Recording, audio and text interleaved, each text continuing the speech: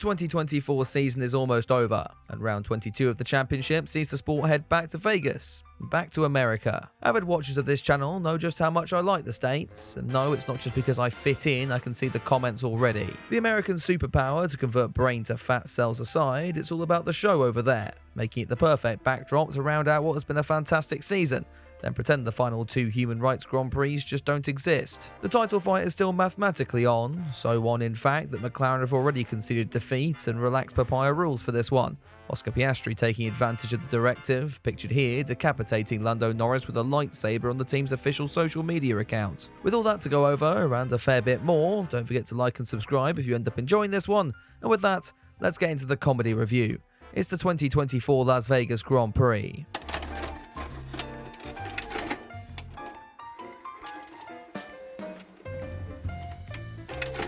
News, and another seat on the 2025 grid has been filled, as leader of the Mushroom Kingdom, Mattia Binotto, announced Sauber would be signing rookie fetus Gabriel Bortoleto to race alongside Nico Hülkenberg for next year. The consequences of this move range far and wide. From the perspective of Yuki Tsunoda anyway, it did at least lead to the creation of a brand new segment of the comedy review, so without further ado, enjoy.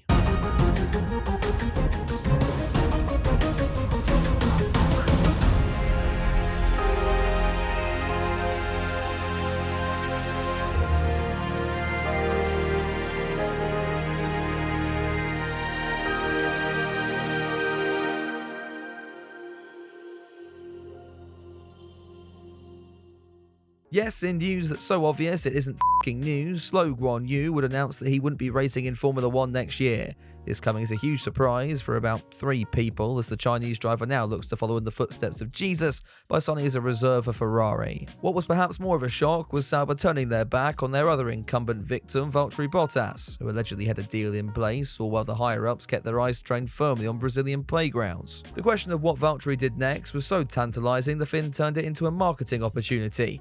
He was whipping out his speedos, playing ultimate frisbee, torturing himself. Look, here he is, celebrating Remembrance Day by dressing up as a German D-Day captive, in some subliminal messaging suggesting what he actually wants to have happen next is a sweet release of a bullet through the brain. One driver thought to be in contention for that Sauber seat was star standout Franco Colapinto, but as we approached Vegas, it appeared he'd signed with experience instead. Yes, social media was thrown into a frenzy when footage by, I'm assuming, someone called Lamb caught Franco with a significantly older woman, prompting a wide range of responses and critique, my favourite coming from a friend of mine who referred to him as, quote, the anti-Senna. You see, surely it's far better that Franco's girlfriend is 11 years older than the Argentine, as opposed to 11 years younger. If you ask me, this is just his fangirls having an existential crisis after realising they're not his type. Anyway, since we're on the topic of morons on the internet, guess it's a good time to see who's this episode's ex-bell end of the week. Lando Norris fans, again, and after seeing their championship hopes barrel down the runoff in Brazil, some of them have finally snapped. Lando Norris has been streaming for 7 hours straight with his besties and not a single word about Max or race incidents, not even a reference, nothing. You know who's winning the I don't give a f*** war? Well, not the guy who's winning the championship, clearly. Also, how have you got time to watch Lando Norris for 7 hours? What wank even takes that long? As usual, slightly more level-headed bellends were quick to jump in on this one. And here are some of my personal favourites. Put that in the trophy case. Must be in the gutters if you're celebrating this. Congratulations, where do we send the I don't give a f*** trophy? What would he even joke about? Losing the World Championship? The intelligence is chasing you, but it seems you're a bit faster. I then saw my favourite button on this site, clicking it to reveal this beautiful yet simple reply. The heat and the tension eventually got the initial poster to respond. People loves I'm not winning the I don't give a f*** war because I do give a lot of f***s about anything related to Lando and I'm proud of it. That's not the drag you think it is. Congratulations, that added absolutely f*** all to the discussion. Max Verstappen was also taking part in the charity stream between races, decorating his virtual car in various memes, including one of Lando's many bottles from Brazil, in a situation that has bloody rumbled my inner British bias. This is actually really damn funny. Anyway, if you see a more dense tweet out there, tag me on the platform, use the hashtag on screen, or send it over to our Discord server. Actually, don't do that, one of them's just turned Senna's death into a GIF. Finally in the news, the Grand Prix Drivers Association now have an Instagram. While that in itself is f***ing pointless, their first post was a little bit more interesting. George Russell penned a statement aimed at F1 and the FIA, criticising the organisation's treatment of its drivers, arguing that they shouldn't be dealt with like children, should be allowed to say the word f***, and Lance Stroll should be euthanised with a bolt gun. Sorry, no, I think I might have made the last one up. I'll be honest, I was one of many who expected this statement to be about as useful as Lance Stroll. And yeah, the FIA were so rattled by this, they started jumping ship like they'd just opened the wrong door at a Diddy party. Race director Niels Wittich was first to go, in mysterious circumstances where it wasn't clear if he'd left of his own accord, been fired, or had just blinked out of existence. His exit was soon followed by Liberty Media's CEO and suspected android Greg Maffei. And for a time, it looked as if Stefano Domenicali was also on the chopping block, the Italian rumoured to be ditching F1 to terrorise MotoGP instead. That rather overshadowed the field as we got ready for FP1. And with less action than Philip Schofield's bedroom, let's instead talk about all the special liveries we've got this weekend instead. RB with the first one veil their updated design in a blue meets teal look that got everyone reminiscing about a time when F1 was amazing, and jokes about your mum were still vaguely funny. Look, the team have even emulated Sauber's results. That's really impressive. Alpine, meanwhile, came into this weekend fresh off a double podium in Brazil and confirmation of a Mercedes engine supply from 2026 onwards, and will continue their theme of being late, or my favourite word in the French dictionary, by joining the Barbie versus Oppenheimer debate in Las Vegas. Kick Sauber would then take inspiration from Hot Wheels with their one-off design, adorning their cars and drivers in flames in a stark metaphor for their future F1 careers. Slow fighting the urge to end it all in FP1 as he became one of many flying into the runoff. And finally in Paint Watch, Williams would announce the extension of its yellow look for one final race. The Grove-based outfit had question marks surrounding their participation in the event, following both Albon and Colapinto teaming up to commit carbon fibre genocide back in Brazil. Thankfully, the team were on hand back at the factory, as shown by this inside feature, giving us a behind-the-scenes look at what Williams mechanics get up to, such as talking to cameras, or playing cricket, or talking to cameras, or having a wank, or talking to cameras, or stating the f***ing obvious. I can see, look, there's a thing in it, can you see? Jokes aside, hats off to the boys and girls down there for getting 2 race cars ready for the weekend ahead. Let's just hope we don't have another big crash this weekend. What do you mean that sounds a bit like foreshadowing? Returning to the FP1 action, it would be a surprise name leading the way after the opening hour of running. #Blessed taking top honours, deeply offended following comments by team boss Toto Wolff, claiming that Britain had a shelf life coming into this weekend. Ferrari were expected to be the team in form coming into this one, though instead found themselves competing in synchronised cocking up at turn 7. Perhaps this apparent attempt at drink driving had something to do with the high volume of marijuana in the air around the Las Vegas Strip, a point brought up by several drivers, though actually judging by the Scuderia's race suits for this one, they've jumped straight to some of the harder stuff. Anyway, with first practice in the bag and the FIA doing their bit to help F1 meet its net zero goals by 2030, that must mean it's time for FP2. Hamilton once again finding the top of the timing tables once he'd remembered exactly what way the circuit went. Life wasn't so great on the other side of the Mercedes garage, as George Russell claimed he had, quote, max venting in his helmet. I can't see why he's complaining. GP and the rest of the Red Bull pit wall have been suffering from that all season. Both Max Verstappen and Sergio Perez appeared to be on a different strategy compared to the rest of the teams, in that they were completely in what appeared to be an attempt at embracing American culture. The outfit rocked up with rear wings that were just too fat for the low-drag nature of the Las Vegas circuit, leaving them battling with Sauber for space on the slowest car graphics. Still, could always be worse, as Alex Albon found out, having spent the majority of FP2 in the pit lane. Williams announced an extension to their contract with Duracell coming into this weekend, meaning we have to put up with this sleep paralysis demon for a little while longer, and making it all the more ironic when Albon finally emerged onto the track and almost immediately broke down and brought out the... oh, for fuck.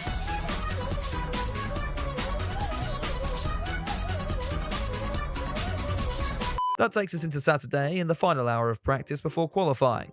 And it was 3 for 3 for Mercedes, as Russell topped the times this time come the end of the session. With a Q2 double knockout practically guaranteed then, eyes turned to Max Verstappen, who was still plagued with issues in his RB20, including failing to turn, and failing to brake, and failing to go fast, and being stalked by a massive decapitated head in the sky. Yuki Tsunoda had a rocky start to the weekend when he was almost denied entry to the US following a run-in at border control. Allegedly, things progressed much smoother once Las Vegas International took their new starter off shift. Tsunoda is still holding out hope that he'll one day find a stool tall enough to make Christian Horner remember he exists, threatening to keep destroying his teammates as per an article on Autosport, complete with an image of the RB pair receiving complimentary hand jobs. Yuki would then nearly take that destroying message a tad too literally in FP3 as he narrowly avoided skinning the Kiwi down at generic braking zone number I don't give a f*** anymore. Any ounce of qualifying preparation was then scrapped when Lance Stroll's car took heed of my latest video, the Canadian grinding to a halt and thus giving us little to no indication on who had the speed for pole. All we do know is that we need one more of these again.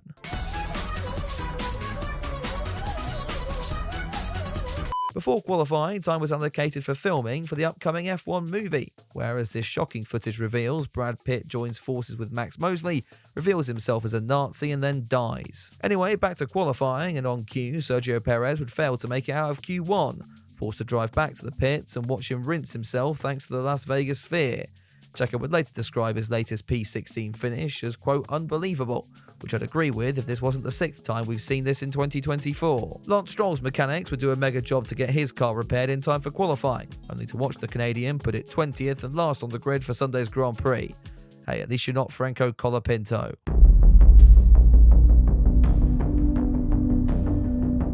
Yeah, jumping to the end of Q2 now, and following all the hard work back at the factory, I wonder what they're thinking now. I can see, look, there's a thing in it. Funnily enough, that saw the Argentine take no further part in the session, and instead have to hightail it to the medical centre for a fitness exam. All this resulting in James Vowles publishing his obituary early for some reason. That takes us to Q3 though, Russell topping the early running while Hamilton responded in the speed traps, the Briton achieving this feat by simply misplacing his brake pedal, which I don't recommend for a qualifying lap if I'm honest. He at least had one more attempt, and frankly it would be the one that counted at the end of the session. Only the effects of the shelf life comments had faded, and Hamilton proceeded to fall off his shelf as he entered Q3 down in 10th. There were no such issues for Russell however, who held off a late charge from a coked up Sainz to continue Mercedes' clean sheet for the weekend. For the McLaren fans who still think they have a championship battle, Norris was down in 6th, one spot behind Verstappen, while Gasly magically found himself 3rd, and was it just me or did anyone else think he was knocked out of Q1? Guess that's just what we've come to expect from Alpine this year. Fair play to the guy. With that though, it was time for me to get 4 hours sleep because I'm a f***ing idiot and started this video way too late, and then get prepped for the Las Vegas Grand Prix. Russell would command the start as he held off Sainz and Gasly. As Carlos continued his 2025 prep by battling with midfield cars, Leclerc took advantage and swooped down the inside into 2nd. Further back, a McLaren had cocked up the start, and for once it wasn't Lando Norris. Teammate Piastri feeling the wrath of the new race director as he was slightly outside of his grid box and promptly received a 5-second penalty and a spanking from Zach Brown. Returning to the opening lap action, and it was the battle between F1's two suicide bombers that was catching everyone's attention. Magnussen and Lawson aiming to be the first in the casinos as they duelled in the final sector, not making contact by some divine intervention. Back at the front, Russell had held the lead, though was coming under increasing pressure from Walter White in the Ferrari.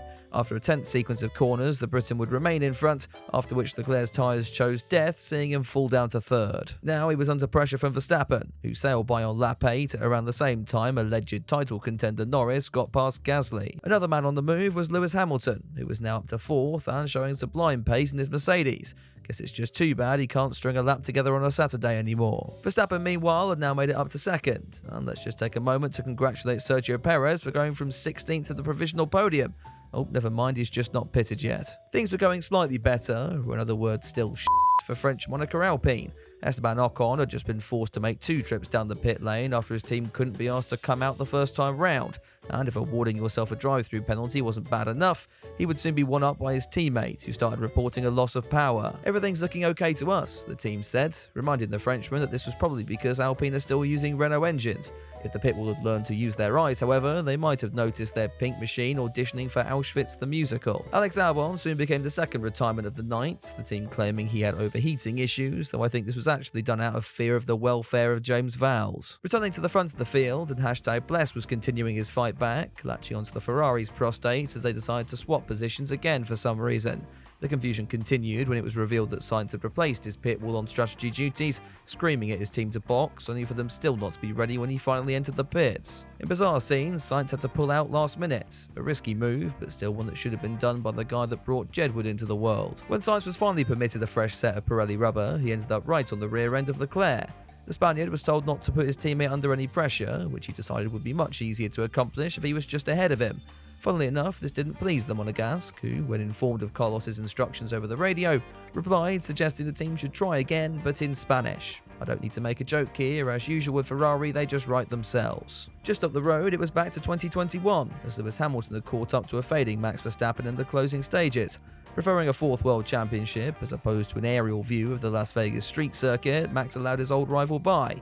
Meanwhile, a long way further back, Sergio Perez actually did something quite impressive, performing this sensational double overtake, even if it was just for P11. As we got into the final 5 laps then, all eyes were on Hamilton, who was closing down teammate Russell for the lead. It was at this point that I remembered I was watching Sky Sports, and they do love a bit of watch bait at the end, so I refocused on Verstappen defending like he'd already won the championship against the Ferraris. He would end up dropping back to 5th by the time Russell came across the line to seal an utterly dominant victory for the Silver Arrows, but it was plenty enough to secure the Dutchman World Championship number 4 in a car that was no longer the quickest, so God knows what Team LH are going to argue about now. With Hamilton and Sainz rounding out the podium, all 4 drivers were whisked away in the fanciest fake taxi set I think I've ever seen. Russell, despite winning the race, being forced to sit in the tiny middle seat designed solely for people like Yuki Tsunoda. I say that, he was reaching new heights in the pit lane anyway. Shit my pants. Verstappen meanwhile got his own car in scenes that just look pretty tragic for someone who's just won their 4th world title. Huge congratulations to him though. It's not been the most straightforward year, with Red Bull hemorrhaging staff, hemorrhaging performance, hemorrhaging WhatsApp messages. There's been plenty of roadblocks and distractions in 2024. But that sensational start to the season, combined with his consistent showings throughout the second half, made him more than a deserving champion. Now bring on 2025. I say that, but we still have a constructors' battle to tie up, Ferrari inching ever closer to McLaren at the top with 2 rounds still to go. And that's not all. So much change happening over the off-season, there's plenty of drivers saying farewell in a couple of weeks' time. We're still in for a spicy end of 2024. Now, quite frankly, I need to sleep. So if you enjoyed the comedy review, help me out by letting me wake up to loads of new likes and subscribers, or just don't and be a c***. I mean, you do you. Before I go, a big thank you has to go out to the patrons who get early access and the uncensored version of this comedy review. If you're interested in checking that out, head down to the description below. But anyway, I'll be back next week with coverage of the Qatar Grand Prix. But until then, have a good one.